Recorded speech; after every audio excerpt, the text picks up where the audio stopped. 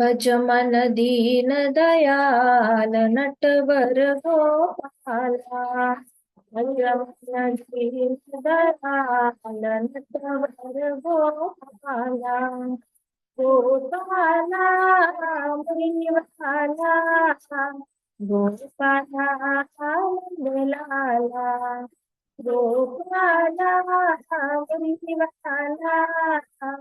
गोपाला लाला। भज मन दीन दयाल नटवर गोपाला।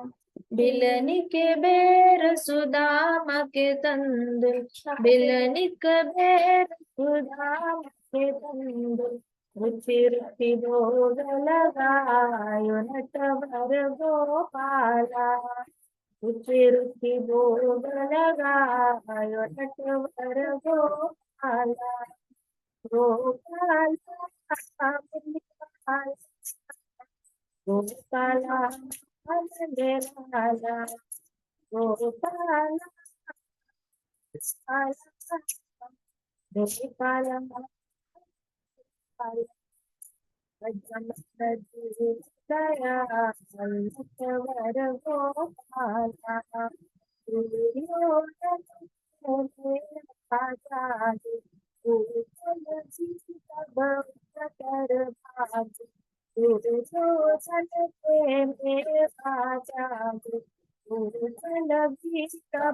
नटवर गोपाला।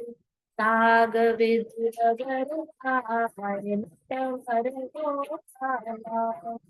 ताग विधुर भाई नटवर गोपाला। गोपाला मुरली वाला, गोपाला लाला, गोपाला मुरली वाला, गोपाला लाला। जहर का प्याला राणा जी ने भेजा, जहर का प्याला राणा जी ने भेजा। अमृत दियो बनाए नटवर गोपाला।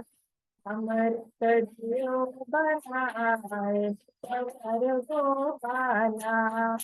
गोपाला गोपाला गोपाला।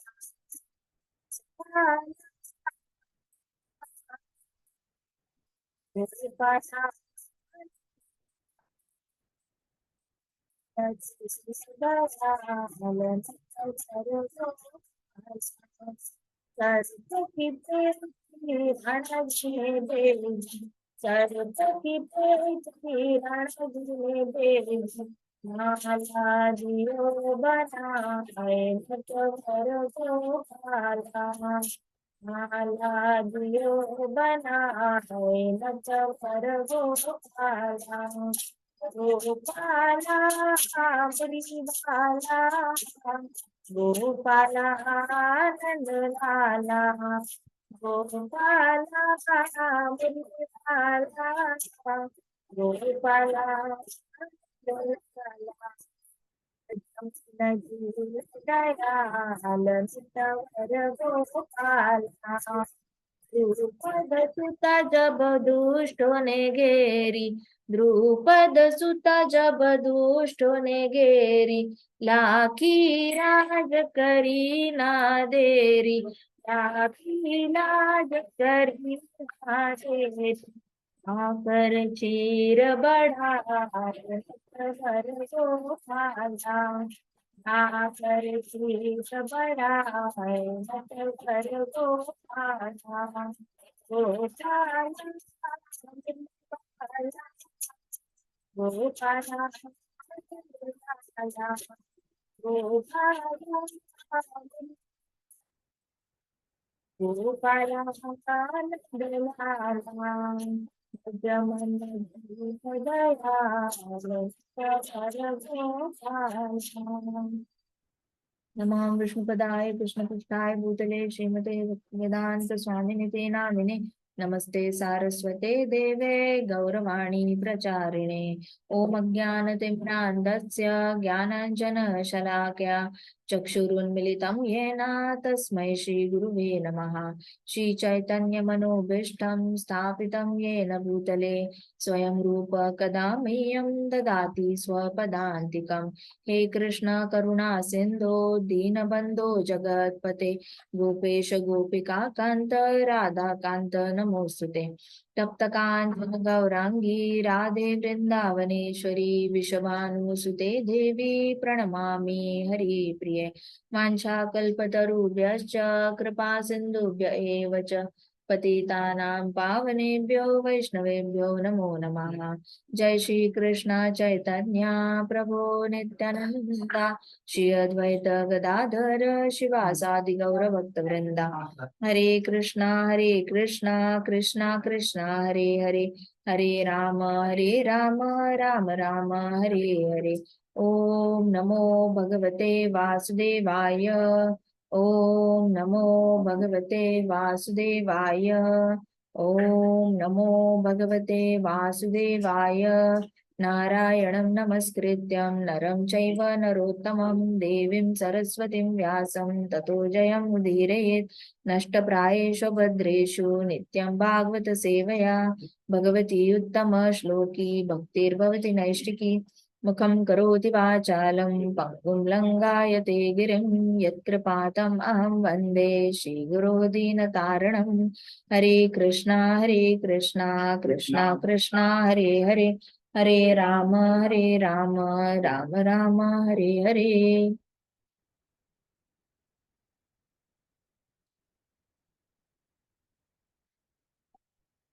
आज हम आगे की कथा करेंगे। अभी तक हमने देखा था कि कृष्ण भगवान कैसे विवाह करते हैं, तो सारी रानियां अपनी अपनी नजर से अपना विवाह कैसे एक्सप्लेन करती है द्रौपदी को। ये हमने पूरी कथा सुनी थी अब तक की। अभी आगे देखते हैं कि भगवान श्री कृष्ण देव की माता को उनके 6 पुत्र कैसे लौटाते हैं। देव की माता ने कितने पुत्र खोए थे, उनके भाई ने कितने बेटों का खून किया था। सोचो किसी बहन का भाई है, वो आकर उसके बच्चे मार डाले, अच्छा लगेगा उसको? तो सोचो देव की माता को कितना दर्द हुआ होगा। अब जैसे हुआ क्या था ना, जब कुरुक्षेत्र पर जो ये चल रहा था, सूर्य ग्रहण चल रहा था। अब जब ये ग्रहण चल रहा था तो उन्होंने देखा कि देव की माता ने देखा, ओ कृष्णा यशोदा मैया से कितना प्यार करते हैं। यशोदा मैया आई, गले लगे, उनकी गोदी में बैठे, दोनों फूट फूट कर रोए। तो देव की माता को बुरा लग गया कि हाय मैंने गलत काम कर दिया, मैंने अपने बेटे को प्यार ही नहीं दिया, मेरा बेटा भी तो मातृ प्रेम से वंचित था और मैं अपना ही दुखड़ा लेकर बैठ गई। मैं दिन रात अपने बेटों को खोने का दुख लेके बैठ गई, 6 बेटे खोए मैंने। उसका मैंने दुख इतना बड़ा बना दिया कि जो बेटा मेरे सामने है, मैंने उसको प्यार देने के बारे में सोचा ही नहीं, उसको मातृत्व की इतनी जरूरत थी, मुझे समझ ही नहीं आया। तो ऐसे करके उनको आत्मग्लानि हो जाती है। जैसी उनको आत्मग्लानि हो जाती है तो होता क्या है, फिर कृष्णा भाप लेते हैं। कैसे भाप लेते हैं? कृष्णा को ऐसे पता चलता है देव की माता को आत्मग्लानि, हाँ जी, कृष्णा हृदय में परमात्मा बनकर रहते हैं। तो इससे पहले कि हमें पता चले हमारे मन में क्या चल रहा है, हमारे हृदय में क्या चल रहा है, हमसे पहले कृष्णा को पता चलता है। तो हमें दुख होने वाला होता है, उससे पहले कृष्णा को पता चलता है कि ये इसको दुख होने वाला है। अगर हमें आत्मग्लानि होने वाली होती है, कृष्णा को पता चलता है कि इसको बहुत ही ज्यादा बुरा लग रहा है, इसने कुछ किया है या फिर इसने कुछ नहीं किया, इसका बुरा लग रहा है उसको। तो कृष्णा ने भाप लिया कि माता को बड़ा बुरा लग रहा है। हालांकि कृष्णा चाहते नहीं थे कि यशोदा मैया की गोदी में रोकर वो अपनी बायोलॉजिकल मदर जो है देव की माता को ये करे, हर्ट करे। लेकिन होता क्या है कि देव की माता जो थी, तो देव की माता बहुत ज्यादा करुणामय थी। और देव की माता इतनी ज्यादा करुणामय थी कि वो अपनी जान देने को तैयार थी। जब वसुदेव को उनके भाई मारने वाले थे, ऐसे वेल में नीचे गिराते थे, तो देव की माता ने कहा था कंस को कि तुम मेरी जान ले लो लेकिन वसुदेव को बचा लो। इससे पता चलता है कि देव की माता ऐसी थी जो अपनी फैमिली के लिए अपनी जान दे दे। तो देव की माता को जैसे ही ऐसा लगा कि ओ हो मुझसे गलती होगी, तो कृष्णा को भी लगा मुझसे भी गलती होगी शायद, या माता को बुरा लग गया। तो कृष्णा को अभी क्या करना है, he wants to repay back to Dev की माता। देव की माता को सुखी करना है। देव की माता का ओरिजिनल दुख का कारण क्या है? देव की माता ने अपने 8 पुत्र खोए हैं। किसी कोई 9 महीने बच्चे को पेट में पालना फिर बाहर लाना, और बाहर आते ही उसको दीवार पे कोई ऐसे पटक रहा है, उसकी पूरी जो सर है वो फूट रहा है दीवार पे, और वहां पे सारे लाल लाल चीटे देखना। हालांकि वॉल्स भी काफी काली काली थी, काले पत्थर से बना हुआ है वो जेल, लेकिन फिर भी दिख तो जाता ही है, तो वो भूलना बड़ा मुश्किल होता है। तो कृष्णा ने सोचा कि जो दुख का मूल कारण है, मैं उसी को साइड कर देता हूँ, मैं उसी पे काम कर देता हूँ। ऊपर ऊपर से देवकी माता को मैंने कितना प्यार दिया, इतने सालों से मैं द्वारका में हूँ, ऑलमोस्ट मेरे 120 साल द्वारका में गए, अब मैं परपोते हो गए मेरे मुझे, फिर भी माता को बुरा लग रहा है। इसका मतलब मैं बेटे की ड्यूटी नहीं निभा पाया, मैं अपनी माता को खुश नहीं कर पाया, तो अभी मैंने देवकी माता को खुश करना है। ऐसे करके कृष्णा ने जिम्मेदारी ली। तो क्या होता है ना, कभी कभी हम किसी को बुरा नहीं करना चाहते, लेकिन सामने वाला इंसान बुरा मान लेता है। हम चाहते तो है नहीं, हमारे मन में बिल्कुल भी ऐसा कोई क्लेश नहीं होता, हम जो कर रहे होते हैं ना, किसी के साथ तो अच्छा कर रहे होते हैं, लेकिन ए के साथ अच्छे करने जाओ बी बुरा मान जाता है, बी के साथ अच्छा करने जाओ सी बुरा मान जाता है। तो क्या ऐसे कहना चाहिए ये तो बी की प्रॉब्लम है बी संभाले, सी की प्रॉब्लम है सी संभाले? नहीं, कृष्ण भगवान ने क्या किया, जिम्मेदारी ली। तो सबसे पहले तो उन्होंने जिम्मेदारी ली कि मेरी वजह से मेरी जो माता जिसने जन्म दिया है वो बड़ी दुखी है, तो मैंने उनको दुख जो है वो हटा देना है। मैं जिम्मेदारी लेनी चाहिए मैंने। और देवकी माता को लगा मैंने जिम्मेदारी लेनी चाहिए कृष्णा को सुखी करने की, कृष्णा को माता का प्रेम देने की, लेकिन मैं कैसे दूं, वो तो ठहरी जीवात्मा और कृष्णा क्या ठहरे परमात्मा। जीवात्मा और परमात्मा में फर्क होता है या नहीं होता? परमात्मा जो डिसाइड करते हैं वो 100% कर पाते हैं, है ना? लेकिन जीवात्मा जो डिसाइड कर पाती है क्या हमेशा? नहीं कर पाती ना। जीवात्मा 1% कर पाती है, जितना कुछ डिसीजन लेती है उसमें से 1% कर पाती है, लेकिन परमात्मा जो है जो भी डिसाइड करती है उसमें से 1% भी फेल नहीं जाता, सब कुछ कर लेती है परमात्मा। सो देवकी माता चाहते हुए भी नहीं कर पा रही थी, और कृष्ण भगवान अब डिसाइड कर लेते हैं तो कर लेते, उन्होंने करना है। तो द्वारका में कृष्ण के महल में माता देवकी अपने 6 पुत्रों को याद कर करके रात रात भर रोती थी, जिनका कारागर में वध हुआ था। तो रात रात भर देवकी माता रोती थी। वे यह सोचकर क्रंदन करने लग जाती थी कि कैसे उनके क्रूर भाई ने क्रूरता से उनके एक एक बेटे को मारा, जबकि वे बस एक नवजात शिशु ही थे। तो देखा जाए तो कंस को इतनी शक्ति अप्लाई करने की जरूरत नहीं थी। Newborn babies hardly 2 kilo 3 kilo के होते हैं, ज्यादा से ज्यादा पकड़ लो 4 किलो के, लेकिन इतना 4 किलो का बेबी है, उसके लिए आप इतनी जोर से, जैसे आप ऐसे शॉट पुट थ्रो कर रहे हो ऐसे जोर से फेंक के मारोगे, इतनी शक्ति यूज करने की जरूरत नहीं, इतनी क्रूरता यूज करने की जरूरत नहीं। अलग तरीका भी यूज कर सकता था कंस, लेके गया जेल से। बच्चों की माँ के सामने नहीं मारना, बच्चों की माँ देख नहीं रही है, उसकी बहन देख नहीं रही है, ऐसे लोकेशन पे जाके कर लेता उसको जो कर्म करने थे बुरे। लेकिन कंस इतना असुरी था ना कि उसको दूसरे के आंखों में जो खून के आंसू है ना वो देखना भी पसंद आता था, इसको कहते हैं असुरी वृत्ति।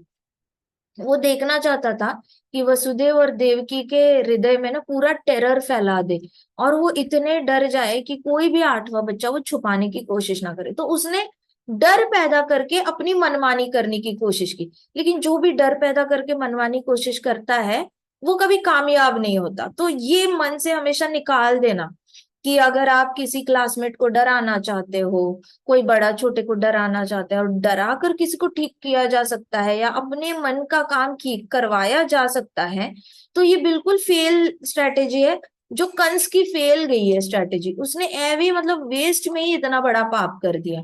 वो बाहर जाके भी बच्चों को ऐसे वध कर देता तो भी इतना ज्यादा दर्द देवकी माता को नहीं होता, लेकिन उसने एक माता को दुखी दुखी करने के बहुत बड़े बड़े पाप किए थे। इसलिए कृष्णा ने सारी जनता के सामने ग्राउंड पे उसके ऐसे पूरे बाल पकड़े, खींच खींच के उसको ऐसे ऊपर से स्टेडियम से नीचे स्टेयरकेस से नीचे खींच के लाए कृष्णा, उसको एक पंच में मार दिया, और फिर उसके मुंह से जितना खून निकल आया, फिर उसके बाल पकड़े हुए थे, पूरी बॉडी को पूरे ग्राउंड में बॉर्डर से ऐसे घुमाया था, सबको सबको दिखाई थी डेड बॉडी। मतलब इतना बुरा मृत्यु आया है कंस को, इतना मृत्यु तो कोई सोचता भी नहीं, इतना बुरा तो अगासुर को भी नहीं आया, बकासुर को भी नहीं आया, जितना बुरा कंस को पब्लिकली डेथ आई है, पब्लिकली ह्यूमिलिएशन हुआ है मरते वक्त। सो कंस ने ये काम किया था, तो देवकी को रात को सपने आते थे कि मेरे बच्चे को मार डाल रहा है, मेरे बच्चे को मार डाल रहा है। तो वो रात रात भर रोती रहती थी। वो कभी अपना क्रंदन बंद नहीं कर पाई। क्रंदन अलग होता है, रोना अलग होता है, आंखों से आंसू आना, कभी कभार याद आ गई बेटे को मर गया है तो आंखों से आंसू आना अलग बात है। लेकिन क्रंदन करना मतलब फूट फूट के आवाज निकाल निकाल के रोना, इतनी आवाज निकालना कि वो आवाज आप दबा नहीं सकते, जोर जोर से रोना, उसको क्रंदन कहते हैं। क्रंदन और आश्रु बहने में बहुत फर्क होता है। तो देवकी माता जोर जोर से क्रंदन करती थी। एक दिन देवकी ने निराश होकर कहा, मेरे प्रिय कृष्ण और बलराम, जब तुम्हारे गुरु सांदीपनि मुनि ने अपने मृतक पुत्र को यमराज से वापस लौटा लाने के लिए कहा, तो तुम लंबा रास्ता तय करके यमराज जी के पास गए और मृत पुत्र को वापस लौटा दिया। यद्यपि वह कई वर्षों पूर्व मृत्यु को प्राप्त हुआ था, तुमने उनका पुत्र उन्हें लौटा दिया। तुम नहीं जानते मैं कितनी प्रसन्न हो जाऊंगी यदि तुम मेरे 6 पुत्रों को वापस ले आओ। उन्हें मैं केवल एक बार देखना चाहती हूँ। तो देवकी ने कहा कि जैसे कृष्ण जब सांदीपनि मुनि के आश्रम में पढ़ाई करने गए थे, 64 डेज की उनकी पढ़ाई थी बस। 64 डेज में they had learned more than 150 arts and science. तो कृष्ण और बलराम ने वहां पढ़ाई की, तो उनके गुरु को जब गुरु दक्षिणा देने का टाइम आया, तो गुरु मैया और गुरु ने कहा कि हमारा बेटा बहुत सालों पहले जो है वो समंदर में गया था और उसकी डेड बॉडी हमें नहीं मिली। तो हमें इतनी गारंटी है कि कोई असुर लेके गया है शायद उसको। अगर नहीं होता तो डेड बॉडी तो मिल जाती। उसका मृत शरीर हमारे पास वापस नहीं आया है, इसलिए हमें गारंटी है वो कहीं ना कहीं है लेकिन जिंदा है। ऐसे कहा उन्होंने। तो उन्होंने कृष्ण और बलराम को कहा, आप कृपा करके गुरु दक्षिणा के रूप में हमारे पुत्र को लेके आओ। अब ऐसा नहीं कि सांदीपनि मुनि ये चाहते थे मांगना, लेकिन वो अपनी पत्नी को हर रोज दुखी नहीं देखना चाहते थे, क्योंकि उनकी पत्नी बहुत सालों बाद हैप्पी हुई थी जब कृष्णा और बलराम जी गुरुकुल में आए थे। इससे पहले उनकी पत्नी बहुत सालों तक रोई थी पुत्र के विरह में। इतने सारे स्टूडेंट्स आके चले गए, लेकिन कोई भी उनको पुत्र प्रेम नहीं दे पाया। लेकिन जब कृष्ण और बलराम आए, तो सांदीपनि मुनि की पत्नी ने, जो गुरु माता थी, गुरु माता ने पहली बार वही प्रेम महसूस किया था जो अपने बेटे के प्रति महसूस करती थी कृष्णा और बलराम जी के साथ। तो सेम प्रेम जैसे गोपियों ने एक्सपीरियंस किया था ब्रह्म विमोहन लीला में, जब उनके बेटों को ब्रह्मा जी ने गुफा में डाल दिया था 1 साल के लिए, और कृष्णा हर जगह पुत्र बनकर गए थे और गोपियों को बहुत प्रेम आया था कृष्णा को देखकर। हालांकि कृष्णा ने उनके बेटे का रूप ले लिया था। सो कृष्णा अगर बेटे बन के आते हैं तो पूरा पूरा प्रेम लुटा देते हैं, मातृ प्रेम दे ही देते हैं उसको, वात्सल्य प्रेम जो होता है गिफ्ट कर देते हैं। तो कृष्णा ने गुरु मैया को वात्सल्य प्रेम गिफ्ट कर दिया था। She could feel the same feeling she felt well bringing up her own son. अब जैसे ही 64 डेज खत्म हो गए, गुरु मैया को पता चल गया कि ये दोनों का जाने का समय आ गया है। किंग वसुदेव और देवकी वेट कर रहे हैं इनके मथुरा में। तो जैसे ही इनको पता चल गया, गुरु मैया बहुत फूट फूट के रोई। तो उनको देख कर फिर सांदीपनि मुनि ने डिसाइड कर लिया कि मैं अपनी पत्नी को वापस रोता हुआ नहीं देख सकता। तो उन्होंने रिक्वेस्ट की कृष्ण बलराम को कि क्या मेरी पत्नी के लिए आप मेरे पुत्र को वापस ला सकते हो। मुझे इतना तो पता है कि आप पूर्ण पुरुषोत्तम भगवान हो और आपके लिए कुछ भी असंभव नहीं है। ऐसे करके जब प्रेयर ऑफर की, तो कृष्णा ने बोला, हे गुरुदेव, हम पूरी तरीके से अपनी प्रयास करेंगे आपके पुत्र को ढूंढ के लाने की। तो कृष्णा पहले वरुण देवता के पास गए, वरुण देवता के पास नहीं था। फिर एक असुर था, उसके पास गए शंख के फॉर्म में, लेकिन उसके पास भी नहीं था। कहाँ है, फिर यमराज जी के पास मिला, वहां से लेकर गुरुदेव को उसने गिफ्ट कर दिया, उनका बेटा वापस दे दिया, गुरु दक्षिणा दे दी। तो इस तरीके से हमें पता चलता है कि गुरु दक्षिणा का जो ये है वो कृष्णा की टाइम से चला आता आ रहा है। ठीक है। सो यहाँ पे क्या हुआ, उनकी माता ने, देवकी माता ने बोला, तुम अगर उनके बेटे लौटा सकते हो तो क्या तुम 6 बेटे मुझे बस एक बार मुंह दिखा दो, मैं बस देखना चाहती हूँ। उन्होंने ऐसे नहीं बोला कि मैं बहुत सालों तक उनके साथ टाइम बिताना चाहती हूँ। उन्होंने बोला मैं बस एक बार देखना चाहती हूँ। ऐसे कहकर देवकी माता फूट फूट कर रोने लग गई। पहली बार वो कृष्णा के सामने रोई थी इतने सालों बाद। अब तक तो उन्होंने कृष्णा से ये छुपा के रखा था कि रोना होना, ऐसा नहीं कि कृष्णा को पता नहीं है, लेकिन जब कृष्णा को कॉन्शियसली हम सरेंडर करते हैं, तब जो कृष्णा का रेसिप्रोकेशन आता है वो अलग ही रेसिप्रोकेशन होता है। जैसे करदमा मुनि ने कॉन्शियसली सरेंडर किया था कृष्णा को, शिव जी ने भी कॉन्शियसली सरेंडर किया था।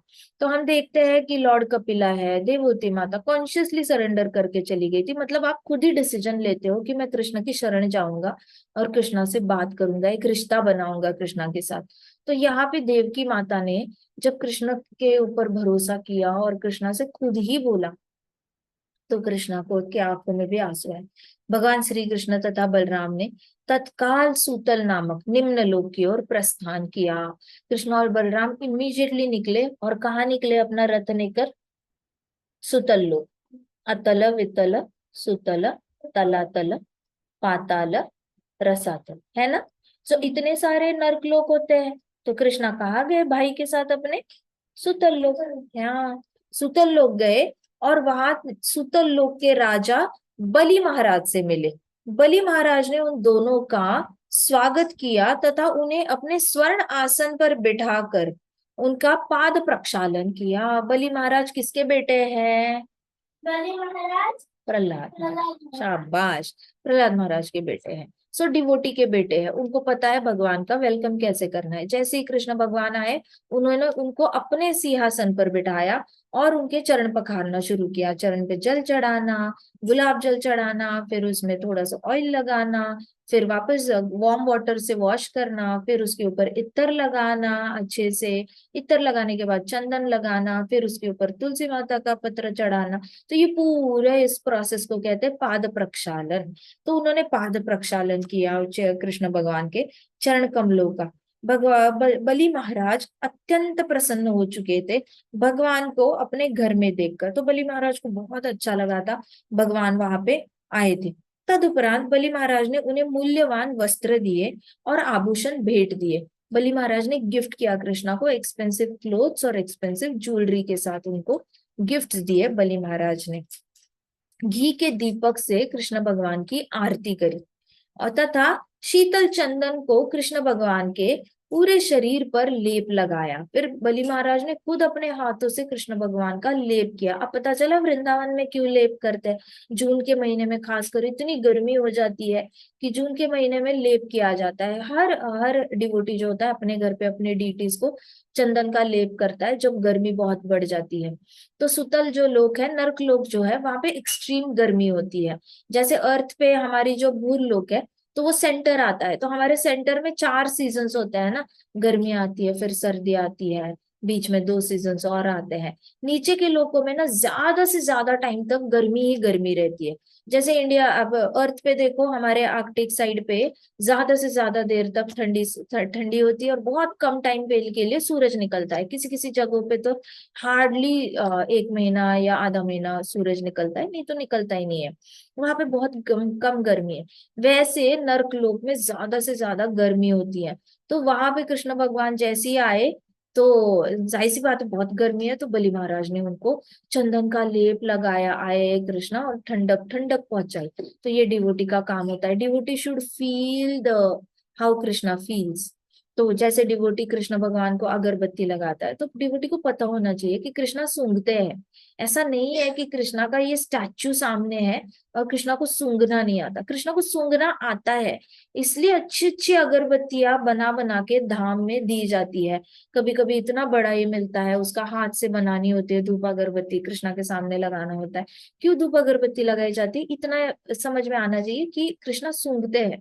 वैसे ही कृष्णा को गर्मी लगती है स्किन को, इसलिए चंदन लगाया जाता है। तो बलि महाराज ने चंदन लगाया कृष्णा को, आभूषण दिए, फिर अत्यंत स्वादिष्ट भोजन बनाया और कृष्ण भगवान को ऑफर किया। महाराज बलि ने फिर हाथ जोड़े और बोला, प्रिय भगवान श्री कृष्ण और बलराम जी, मैं आपकी बारंबार वंदना करता हूँ। आज्ञा दीजिए, मैं आपकी क्या सेवा कर सकता हूँ। सी द एंटायर प्रोसेस सीखने जैसी है। जैसे भगवान आए, पहले चरण पखारे, फिर गिफ्ट्स दिए, उसके बाद उनकी पर्सनल सेवा की, चंदन का लेप लगाया, फिर ढेर सारा पेट भर के खाना दिया। उसके बाद भगवान को पूछा, बताओ मैं कैसे सेवा कर सकता हूँ आपकी। सेम कृष्णा ने नारद मुनि जी के साथ ट्राई किया था। नारद मुनि जी सुदामा आए थे, सबसे पहले तो चरण पखारे उनके, पूजा करी उनकी, अच्छे से उनको गिफ्ट्स दिए और फिर उनको पूछा कि आने का क्या कर्तव्य है। तो वैसे ही पहले तो हॉस्पिटैलिटी कम्स फर्स्ट, सबसे पहले हॉस्पिटैलिटी आती है, ये वैष्णव सदाचार है। कृष्णा खुद भी दिखाते हैं और बलि महाराज से भक्त खुद भी दिखाते हैं कि सबसे पहले हॉस्पिटैलिटी आती है, फिर कारण पूछना जाना चाहिए कि आपके आने का कोई स्पेसिफिक पर्पस है क्या। ठीक है, तो भगवान श्री कृष्ण ने कहा, प्रिय असुरराज, करोड़ों वर्ष पहले की बात है, जब मारीची के 6 पुत्रों ने ब्रह्मा जी का अपमान किया था। तो मारीची थे, उनके 6 बेटे थे, उन्होंने ब्रह्मा जी का अपमान किया था। शापवश उन्हें प्रसिद्ध राक्षस हिरण्यकश्यप के 6 पुत्रों के रूप में जन्म लेना पड़ा। तो ब्रह्मा जी ने उनको श्राप दिया कि आपको हिरण्यकश्यपु के 6 बेटों के रूप में, मतलब असुरों के बेटों के रूप में बेसिकली, तो थे तो ऋषि के बेटे ना, ऋषि के बेटे थे, लेकिन ब्रह्मा जी का अपमान कर दिया। अब ब्रह्मा जी का अपमान कर दिया तो उनको ब्रह्मा जी ने श्राप दिया कि आपको हिरण्यकश्यप के 6 बेटे, मतलब असुर के 6 बेटे बनकर जन्म लेना पड़ेगा। किसी कारणवश हिरण्यकश्यपु ने भी उनको श्राप दिया। तो ये 6 बेटे थे ना, पहले से ही थोड़े से इनडिसिप्लिन्ड थे, उनके अंदर प्रॉपर मैनर्स एंड एटिकेट्स नहीं थे। ब्रह्मा जी के एक कृत्य पर उन्होंने स्माइल कर दिया था। हंसना नहीं होता बड़े लोगों पर, बड़े लोग गलती करते हैं। ब्रह्मा जी की क्या गलती थी वो हम बाद में डिस्कस करेंगे, लेकिन पहले तो इतना समझो कि ब्रह्मा जी बहुत बड़े हैं और मारीची ऋषि खुद ब्रह्मा जी के बेटे हैं। अब उनके बेटे, मतलब आप इतने बड़े ब्रह्मा जी जो फोर फादर लगते हैं आपके, उनकी गलती पे आप हंस नहीं सकते। तो इन 6 बेटों ने मैनर्स एंड एटिकेट्स नहीं है इसलिए हंस दिया। बड़ों पे कभी नहीं हंसना चाहिए, कभी भी नहीं हंसना चाहिए। तो इन्होंने हंस दिया, फिर ब्रह्मा जी को बड़ा गुस्सा आ गया। उन्होंने कहा, तू हिरण्यकशिपु के बेटे लेकर जन्म लेगा, असुर के बेटे लेकर जन्म लेगा, जा, तेरे अंदर असुरी क्वालिटी है, तू बड़ों पे हंसता है। आप लोग 6 के 6 बेटे बड़ों पे हंसते हो, तुम्हारे अंदर अच्छे संस्कार नहीं है। तो उनके बेटे हिरण्यकशिपु, अब हिरण्यकशिपु के बेटे बनकर आए ना, तो उन्होंने, हिरण्यकशिपु ने दी गई आज्ञा का भी उल्लंघन कर दिया। फादर जब कहते चुपचाप सुन लेना चाहिए, फादर के मुख से निकले हुए शब्द जल्दी लग जाते हैं। माता अगर डांटती है ना, बुरा भला बोलती है ना, तो माता के शब्द से बच्चे का कभी बुरा नहीं हो सकता, क्योंकि माता दिल से ही इतना प्यार करती है कि वो जब डांटती है तो शी नेवर मीन्स इट। पिताजी भी ऐसे कोई मीन नहीं करते, लेकिन पिताजी दो चीजें एक साथ नहीं सोच पाते। तो पिताजी जब कुछ बुरा बोल देते हैं तो उनके श्राप लगने के चांसेस ज्यादा होते हैं as compare to mother. Mother का श्राप नहीं लगता नेचुरली। अदिति माता ने बहुत डांटा था ना देवताओं को।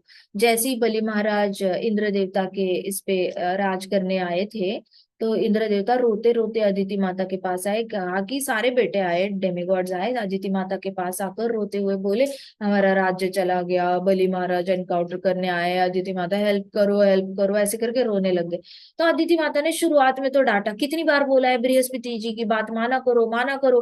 बृहस्पति बोलते रहते हैं पढ़ाई करो, अच्छे से शास्त्र ये समझो, शस्त्र सीखो। आज आप लड़ाई कर पाते थे असुरों के साथ, लेकिन आप लड़ाई नहीं कर पाए, सारी लड़ाइयां तो आप हार के आ जाते हो, फिर आते हो माता पिता के पास, इतनी बार बोला है पढ़ाई करो, नहीं करते, ऐसे डांटा था उन्होंने। तो कहते कि अब नहीं करेंगे मदद, तो क्या करूं, मैं कैसे जाऊं नारायण भगवान के पास, अब तुम्हारे पापा से पूछना पड़ेगा मुझे। फिर अदिति माता ने कश्यप मुनि के सामने प्रेयर्स ऑफर की थी। उन्होंने बोला था, इस बार बेटों को माफ कर दो, अगली बार से वो पढ़ाई कर लेंगे, इस बार कृपा करके नारायण भगवान को बोलो कि आ जाए और हमारे बेटों का घर बचाए, क्योंकि सारे ही बेटे रास्ते पर आ चुके हैं, सारे महलों पर बलि महाराज का राज हो चुका है, असुरों का राज हो चुका है। ऐसे करके अदिति माता को प्रॉब्लम सॉल्व करनी पड़ी थी। फिर कश्यप मुनि गए थे भगवान के पास, फिर वामन देव बनकर आए थे भगवान। तो कहने का ये मतलब है कि माता जब डांटती है तो वो सच होने के चांसेस बहुत कम होते हैं, एज कंपेयर टू फादर जब डांटते हैं तो वो सच होने के चांसेस ज्यादा होते हैं। कैसे ब्रह्मा जी ने डांटा, श्राप मिला, तो हिरण्यकशिपु के बेटे बनकर आए। अब हिरण्यकशिपु ने भी डांटा उनको, हिरण्यकशिपु ने भी उनको ये किया, श्राप दिया। तो श्राप देने के बाद वो अगले जन्म में किसके बेटे बनकर आए, कालनेमी। कालनेमी एक असुर था। हिरण्यकशिपु ने बोला कि चलो तुम वापस आगामी जीवन में अपने पिता कालनेमी नामक असुर द्वारा मारे जाएंगे। ऐसे करके उन्होंने, अब हिरण्यकशिपु खुद तो नहीं मारना चाहता था अपने बेटों को, तो उन्होंने बोला तू अगले जन्म में ना, आप 6 के 6 बेटे हैं ना, आप 6 की मृत्यु ना अपने ही पिता से होगी। कालनेमी आपका कोई, आपका पिता होगा, जो भी पिता होगा वही आपका खून करेगा। ऐसे करके इनको इतनी बड़ी सजा दे दी इन्होंने, हिरण्यकशिपु ने। सो इसलिए प्रभुपाद हमेशा कहते हैं, भागवतम में खुद कहा लिखा गया है, ऑलवेज से yes sir to your father. जब आप ये परशुराम की कथा सुनोगे, उसमें लिखा हुआ है सीरियसली, एक परपॉट में सीधे सीधे लिखा हुआ है कि जब भी पिताजी कुछ बोलता है बस यस सर बोलना होता है, दैट्स ऑल। आपके पास एक ही जवाब होना चाहिए, दूसरा कोई आपके पास ऑप्शन नहीं होना चाहिए कि यस बट, लेकिन, किंतु, परंतु, बाद में देखी जाएगी, नहीं नहीं ना। There are no multiple choice questions. When father says something, blindly say yes first. Then you buy some time and then go to discuss with your father. लेकिन on an outset immediately no नहीं बोलना चाहिए। Father को उल्टा तो बिल्कुल भी नहीं बोलना चाहिए, आवाज तो बिल्कुल भी नहीं चढ़ानी चाहिए। इससे बड़ा, उससे क्या होता है ना, फादर के पाप बच्चे को लग जाते हैं, बच्चे के पुण्य फादर को चले जाते हैं। अब ये वाला ट्रांजैक्शन तो और भी खराब हो गया। इसका मतलब पिछले प्रारब्ध लेकर आए हो इस जन्म में और दूसरे के प्रारब्ध लेकर बैठे हो। सो इतने पाप करने का ये कौन सा ट्रांजैक्शन है? ये तो बड़ा ही मतलब वेस्ट वाला, लॉस वाली डील हो गई, राइट? सो हिरण्यकश्यपु ने जब इनको बोला कुछ करने के लिए, इन्होंने नहीं सुना, तो हिरण्यकश्यपु ने अपनी असुरी वृत्ति से उनको श्राप दे दिया। अब श्राप दे दिया तो हुआ क्या कि इसी कालनेमी के 6 पुत्रों ने ही मेरी माता देवकी के गर्भ से जन्म लिया। फिर क्या हुआ, कालनेमी के जो 6 बेटे थे, जब कालनेमी ने, राक्षस ने, उनके उसने अपने 6 बेटों को मारा, तो अब पता चला जो अपने बच्चों को मारता है वो कितना ज्यादा राक्षसी वृत्ति का होता है। हिरण्यकश्यप तो फिर भी असुर था, ब्रह्मा जी तो साक्षात देवता है, डेमिगॉड है। फिर वहां से मारीची ऋषि के बेटे तो ऋषि मुनि के बेटे हो गए, ब्रह्मा जी के डिसेंडेंट्स हो गए, असुर के बेटे लेकर आए। वहां पे भी बात नहीं मानी, डिसिप्लिन करने के लिए राक्षस के बेटे बनकर आए। राक्षस के बेटे बनकर आए तो कालनेमी ने उनका वध कर दिया।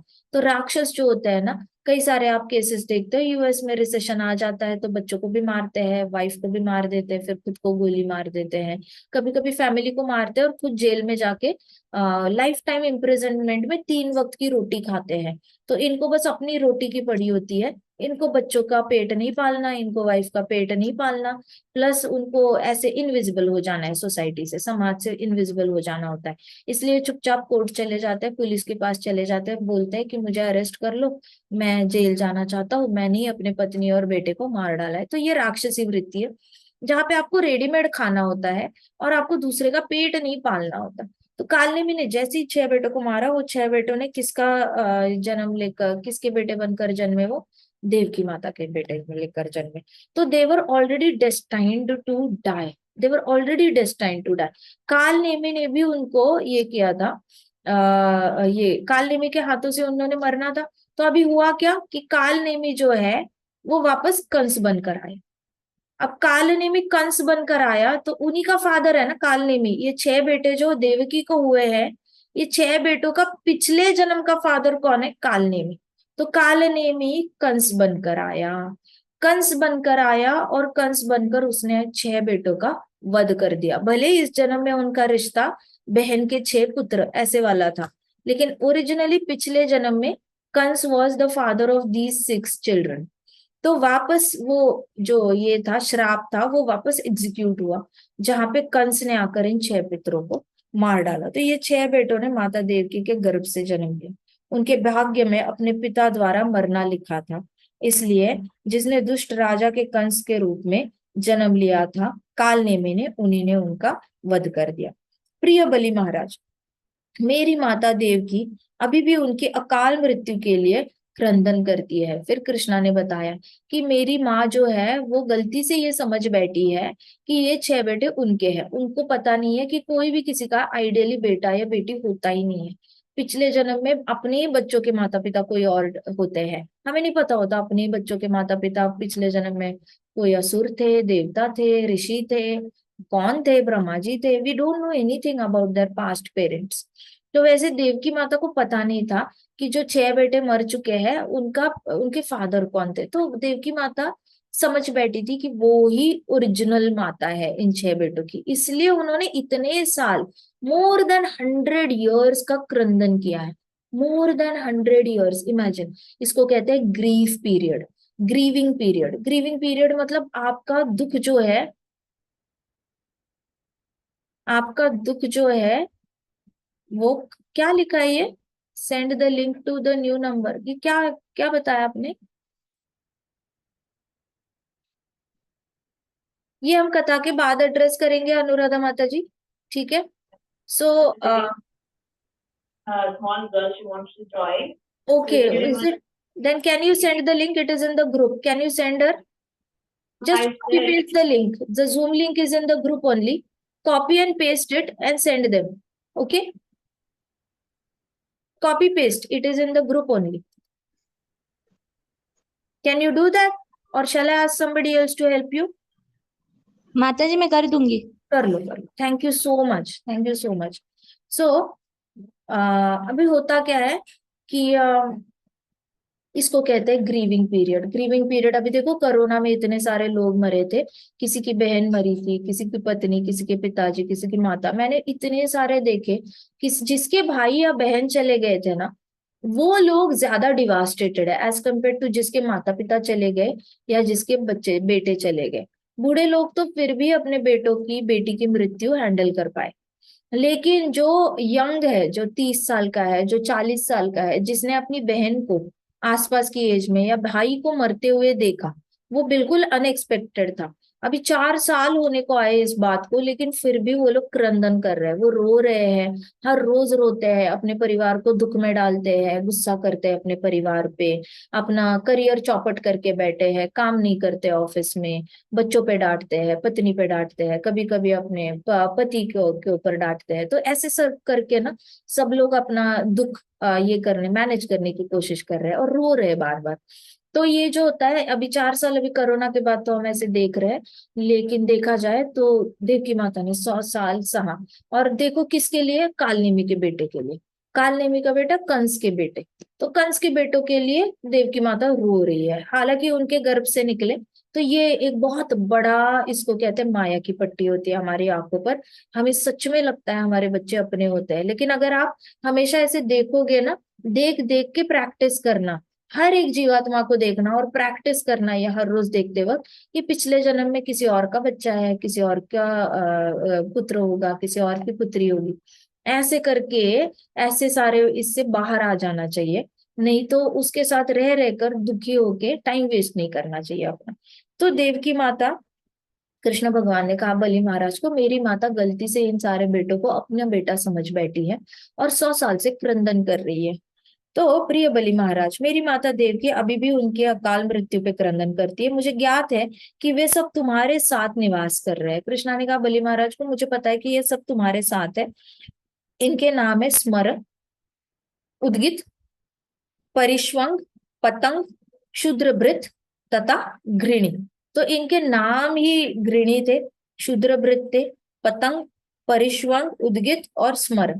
विश्वनाथ चक्रवर्ती ठाकुर छह नाम का बहुत अच्छा डिस्क्रिप्शन देते हैं। अभी मेरे पास नोट्स है नहीं, मेरे पास नोट्स मिलेंगे तो मैं आपको एक्सप्लेन करूंगी। विश्वनाथ चक्रवर्ती ठाकुर जी ने जो टिप्पणी दी है भागवतम में, उन्होंने ये 6 बटों की क्वालिटीज एक्सप्लेन की है उनके नाम से ही, कि कितने बुरी बुरी क्वालिटीज थी इनके अंदर और वो कहाँ से आई थी, कैसे आई थी, इसका पूरा विश्लेषण उन्होंने दिया हुआ है। तो कृपया मुझे उनको माता देवकी के दर्शनों के लिए ले जाने दीजिए। कृष्णा ने कहा कि ये 6 बेटे हैं, मैं माता देवकी को दर्शन कराना चाहता हूँ इनके। तत्पश्चात मैं उन्हें पुनः उन्हें देवलोक में भेज दूंगा। कृष्णा ने बोला मैं वापस उनको आकर ये पे छोड़ दूंगा, देवलोक में भेज दूंगा, आप थोड़ी देर के लिए भेजो, दर्शन कर लेगी माता, वापस लेके आ जाऊंगा मैं। तो बलि महाराज ने सहर्ष उन बालकों को कृष्ण तथा श्री बलराम जी के साथ भेज दिया। बलि महाराज ने इमीडिएटली यस बोल दिया।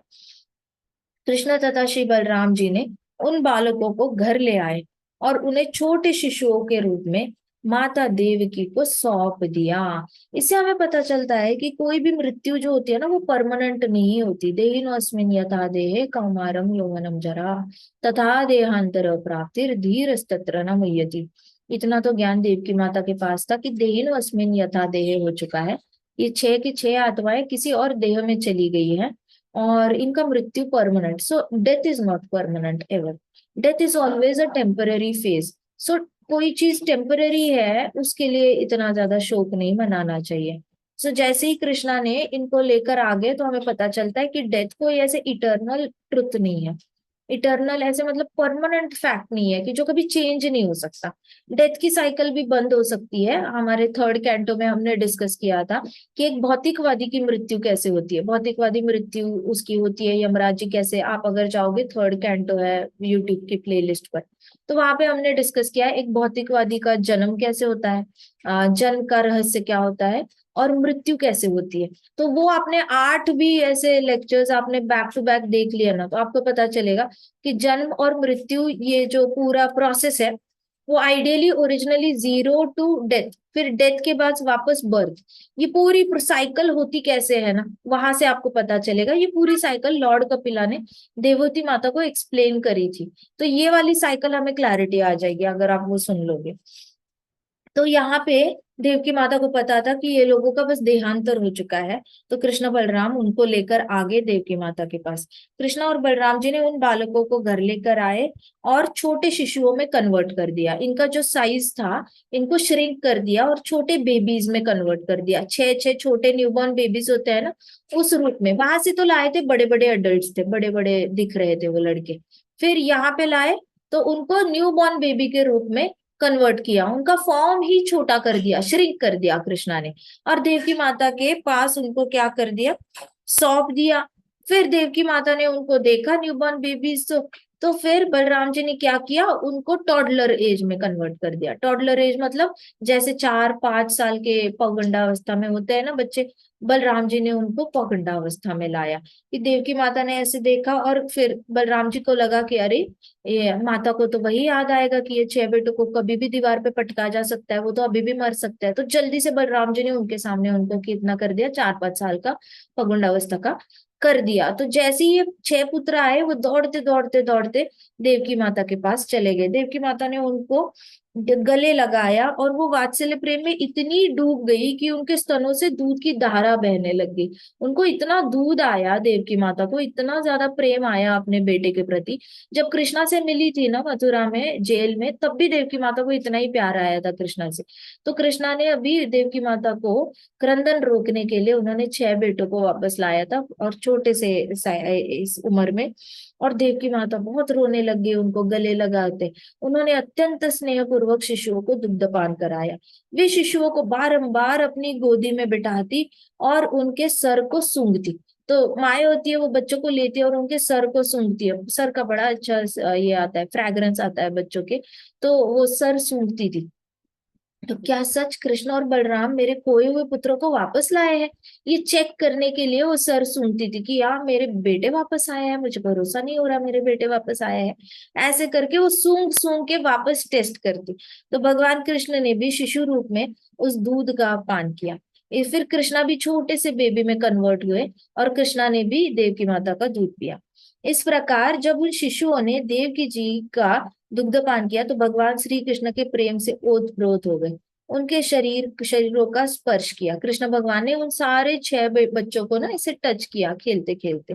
वे शिशु भगवान श्री कृष्ण बलराम जी अपने पिता वसुदेव तथा माता देवकी को बार बार प्रणाम करने लगे। फिर ये 6 बेटे थे, वो बार बार कृष्ण को भी प्रणाम करे, बलराम जी को भी प्रणाम करे, देवकी और वसुदेव को भी प्रणाम करे। उन्होंने इतनी ज्यादा बार, कृष्णा ने बस एक बार छुआ था और इनके अंदर विनम्रता आ गई थी बड़ों के प्रति। तो ये सारे 6 बेटे जो थे इनके अंदर विनम्रता मिसिंग थी। क्या मिसिंग था?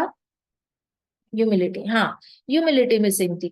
तो ह्यूमिलिटी मिसिंग थी, तो ह्यूमिलिटी मिसिंग जिसके अंदर विनम्रता कम होती है वो खुद ही अपना पुनर्जन्म लिख देता है। वो उसका तो मतलब चित्रगुप्त के डायरी में ऑलरेडी एडमिशन हो चुका होता है कि नेक्स्ट जन्म में इसको और मुश्किलें देनी है ताकि इसके अंदर विनम्रता आए। नेक्स्ट जन्म में मुश्किलें से विनम्रता नहीं आई तो वापस डायरी में एंट्री हो जाती है, नेक्स्ट जन्म और ज्यादा मुश्किलों वाला बनाओ, इसके लिए दुखी बनाओ ताकि इसके अंदर विनम्रता आ जाए। तो लोग पूछते हैं ना किसी किसी के जीवन में इतने ज्यादा दुख क्यों आते हैं, कभी उनको ऐसे लोग मिलते क्यों नहीं है जो धोखा नहीं देंगे, कभी उनको ऐसे लोग क्यों नहीं मिलते जो उनका केयर करेंगे, अच्छे से बात करेंगे। तो विनम्रता मिसिंग होती है। पिछले जन्म में भी विनम्रता नहीं दिखाई होती, ढीठपना दिखाई होता है, बड़ों के प्रति लैक ऑफ ह्यूमिलिटी होती है, बड़ों का आदर सम्मान ना करना, उनकी बातों को टालना, उनको उल्टा जवाब देना, और उनकी बिल्कुल भी इज्जत ना करना, ये सारे कर्मों के कर्म कांड में रिजल्ट्स बहुत डेंजरस बताए गए हैं। और जो भक्ति में नहीं आता या भक्ति में आकर भी विनम्रता इतनी अच्छे से इनकलकेट नहीं कर पाता, वो भी अपना पुनर्जन्म लिख ही लेता है। भक्ति में आकर अगर विनम्रता जैसा गहना नहीं पहना तो वापस पुनर्जन्म लेकर वापस कुछ ना कुछ मुश्किलें सहने के लिए आना पड़ता है। फिर ऐसे ही सब किसी के भक्त के बच्चे बनकर आ जाते हैं, या मठ के पास जन्म लेंगे गाय बनकर, या डॉग बनकर, बिल्ली बनकर, चिड़िया बनकर, कबूतर बन के मठ के पास जन्म लेंगे, या फिर मंदिर के पास जन्म लेंगे। कुछ ना कुछ तो उनके लाइफ में चैलेंजेस आएंगे जिससे कि उनको विनम्रता सिखाई जाती है। तो ये बार बार प्रणाम करने लगे और विनम्रता से दर्शाने लगे कि ये कितना ज्यादा आदर करते हैं अपने माता पिता का और बड़ों का। तो इसके उपरांत वे तत्काल अपने अपने स्वर्ग लोक को चले गए। इसके बाद इनका प्रमोशन कहाँ हुआ? वो इतने सालों से किस लोक में थे, कहाँ थे, कौन से लोक में थे? लोक में सूतल। सुतल, राइट। अभी कहाँ गए? स्वर्ग लोक में गए, है ना। सो विनम्रता आने से कर्म कांड में भी कहाँ पहुंच जाते हो आप? स्वर्ग लोक में। So as it is a win win situation. तो जैसे ही इनके अंदर ये आया, वैसे तो उद्धार हो जाना चाहिए था, लेकिन कृष्णा ने तो उनका वध किया ही नहीं, तो उद्धार नहीं हुआ उनको, ऐसे वैकुंठ प्राप्ति वगैरह कुछ नहीं मिली। लेकिन इनको कृष्णा के टच से ही उनके अंदर से अहंकार से मुक्ति हो गई थी उनकी पूरी तरह। जैसे भौमासुर था, भौमासुर को इतने सारे, बाणासुर था, इतने सारे हजार हाथ थे, तो कृष्णा के पात्र दर्शन से, कृष्णा की कृपा से, कृष्णा ने सुदर्शन से सारे हाथ काटे, चार ही रखे, सिर्फ चार रखकर ही बाणासुर के अंदर विनम्रता आ गई। सो विनम्रता is the first qualification to become devotee of Krishna. तो ये फर्स्ट क्वालिफिकेशन उनको कृष्णा ने खुद ही गिफ्ट में दे दिया। ऐसा नहीं कि इन लोगों ने कुछ एफर्ट्स किए, लेकिन देव की माता की कृपा से, मतलब भक्त की कृपा से आपको गुरुदेव और कृष्ण क्या दे देते हैं? विनम्रता दे देते हैं। इसलिए गुरुदेव कभी डांटते हैं या फिर बड़े भक्त कभी डांटते हैं, तो उस डांट को सीरियसली नहीं लेना चाहिए, उस डांट को एज अ ब्लेसिंग लेना चाहिए, क्योंकि वैसी वाली डांट ही हमें विनम्र बना देती है। अगर सपोज बड़े भक्तों ने कभी डांटा ही नहीं, गुरुदेव ने कभी डांटा ही नहीं, कृष्णा ने कभी ऐसे हाथ से छुआ ही नहीं, देव की माता जैसे भक्त कभी हमारे लिए रो कर कृष्णा से हमारे लिए कुछ रिक्वेस्ट ही नहीं किया हमारे लिए, तो हम लोगों के अंदर विनम्रता नहीं आ सकती। सो जिसके अंदर विनम्रता आती है, एक तो हो सकता है उसने खुद बड़ी मेहनत करी हो, लेकिन खुद मेहनत से भी इतनी ह्यूमिलिटी नहीं आती जितनी गुरुदेव जो होते हैं वो खुद अपने at the stake of his own तपस्या, he keeps on giving it to the disciples. He scolds them, sometimes he corrects them. Scolding is a wrong word, but he corrects them. And when Gurudev corrects you in one form or the other, कभी कभी आप उनका lecture सुन सकते हो, उस lecture में बहुत ज्यादा स्ट्रिक्ट वर्ड्स यूज किए जाते हैं, या फिर ऐसा लग सकता है कि अरे ये लेक्चर ऐसा लगा जैसे मेरे लिए हो, मेरे से ये गलती हो रही है, ऐसे और ऐसे लगे जैसे गुरुदेव ने मुझे ही डांटा, ऐसे भी कभी लगता है, तो उसको ब्लेसिंग ले लेना। बिकॉज भक्तों की कृपा के बिना विनम्रता नहीं आ सकती, विनम्रता के बिना तो स्वर्गलोक की प्राप्ति भी नहीं हो सकती, what to talk about Vaikuntha लोक यार, बोलो। ठीक है, ग्रंथराज श्रीमद् भागवतम की जय, श्रील प्रभुपाद की जय, श्री श्री राधा श्याम सुंदर की जय, श्री श्री कृष्ण बलराम की जय, वृंदावन धाम की जय, समस्त भक्त वृंद की जय। हरे कृष्णा कृष्णा कृष्णा हरे हरे, हरे राम राम राम हरे हरे, हरे कृष्णा। संगीत की जय।